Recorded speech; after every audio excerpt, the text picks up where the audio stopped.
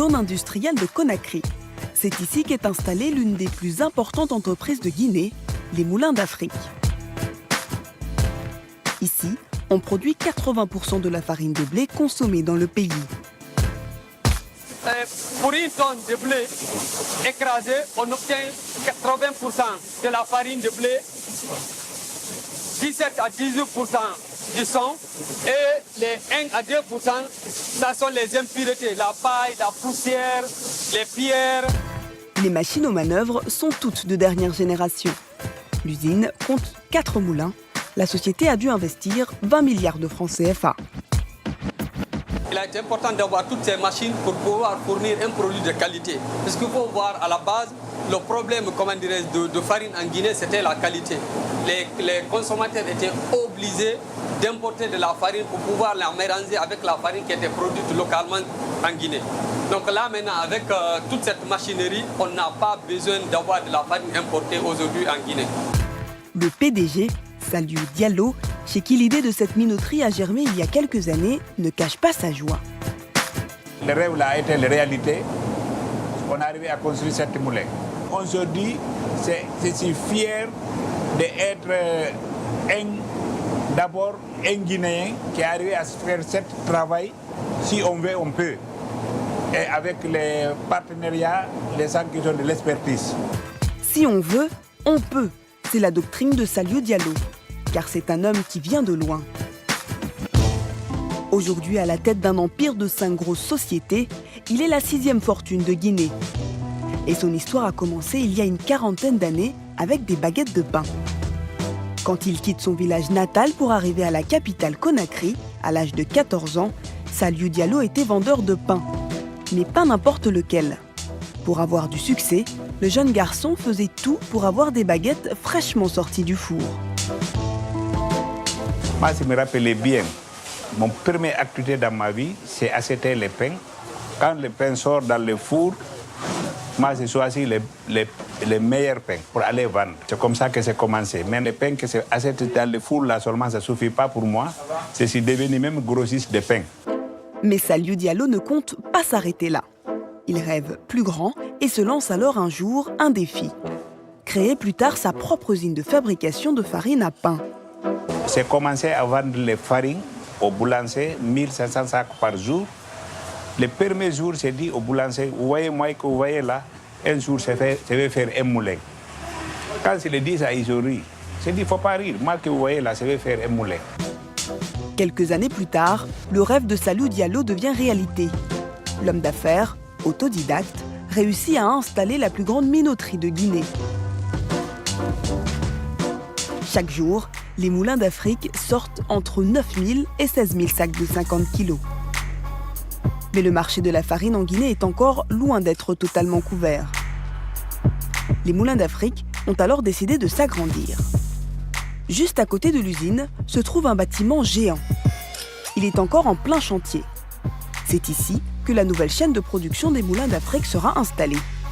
Le directeur de l'usine, Boubacar Barry, est venu aujourd'hui voir l'avancée des travaux. Bonjour, ça va? Ça va.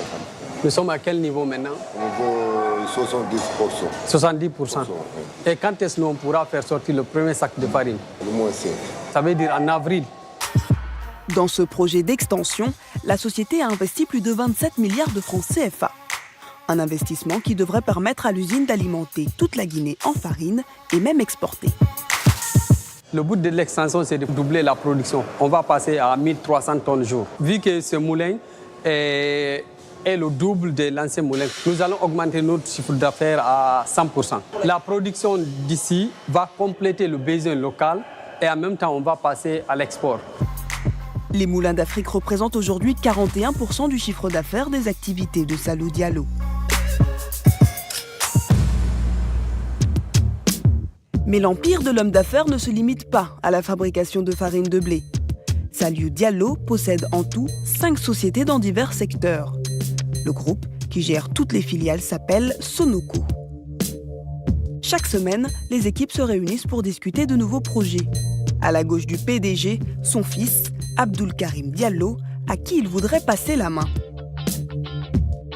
En fait, en général, on tient des réunions hebdomadaires avec le PDG et tous les directeurs au sein du groupe, donc pour parler des projets qui sont en cours. Abdoul Karim Diallo est aujourd'hui le directeur adjoint du groupe. Sur le terrain, il gère déjà beaucoup de choses. Après avoir conquis le marché de la farine, Sonoco s'est fixé un objectif pour les années à venir, se diversifier davantage. Et pour cela, le groupe investit en cascade dans de nouveaux projets pilotés par Abdoul Karim Diallo, le fils du fondateur. Ce bâtiment abritait une ancienne usine. Sonoco vient d'acheter le site. Objectif, fabriquer des produits Nestlé avec l'accord de la multinationale. On a eu l'accord avec Nestlé de distribuer tous les produits de Nestlé en Guinée. C'est un investissement qui tourne à l'entour de 25 millions d'euros pour lancer cette unité de production. Et ça va générer un chiffre d'affaires pas moins de 40 millions d'euros par an. La stratégie de notre groupe, c'est de devenir leader dans le secteur agroalimentaire. Nos clients, quand ils viennent chez nous, qu'ils trouvent tous les produits dont ils ont besoin pour eux aussi satisfaire leurs clients. Cette usine devrait commencer sa production dès cette année. Et ce n'est pas le seul chantier en cours qu'Abdoul Karim Diallo visite régulièrement. Dans un autre quartier de Conakry, Sonoco est en train de construire la plus grande usine de fabrication de boissons sans alcool en Guinée. Le coût de l'investissement, 23 milliards de francs CFA. Avec cette usine, ça sera notre propre marque. Ça sera Made in Guinée, une marque guinéenne, des investisseurs guinéens. Il n'y a aucun investisseur étranger disons, dans ce projet. Ce sera 100% guinéen. La fabrication des boissons, c'est un nouveau secteur pour le groupe Sonoco. Mais Abdoul Karim Diallo reste confiant.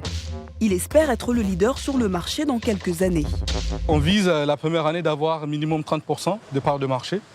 Et d'ici 5 ans, être leader sur le marché. C'est ça l'objectif en fait, du groupe. Et c'est dans quelques mois que l'usine commencera sa production avec plus de 36 000 canettes par heure. Grâce à ces activités cumulées, Sonoco est aujourd'hui l'une des entreprises les plus florissantes de la Guinée. En 2017, le groupe a réalisé un chiffre d'affaires de plus de 90 milliards de francs CFA.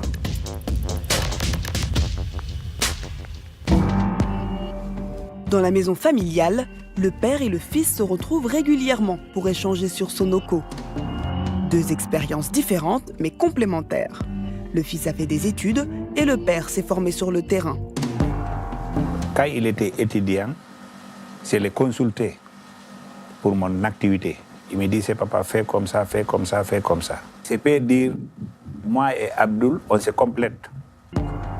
Bientôt, le père passera définitivement le relais. Et pour Abdoul Karim Diallo, le défi, c'est de réussir à pérenniser l'entreprise familiale au-delà des siècles.